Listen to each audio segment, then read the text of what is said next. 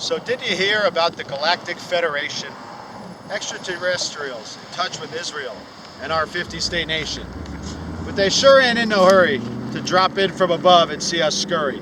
Nuclear missile trigger fingers steady and at the ready, when we should be saying hello with a fat joint of dank green 420 heady. Hippie spinach ganja, the best proverbial peace pipe Earth has to offer. Meeting aliens is not about a business proffer. Let's just say hello. We humans are the cosmos' average Joe. And if we're real lucky, they'll just go. Precisely the opposite of what happened to the Hopi, Aztec, and Navajo, the Apache and the Lakota Sioux, the whole indigenous Native American crew, and their beloved buffalo too.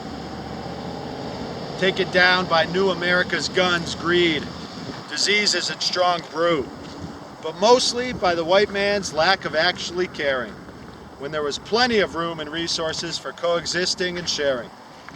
So don't get it twisted, even if in the Space Force you already enlisted.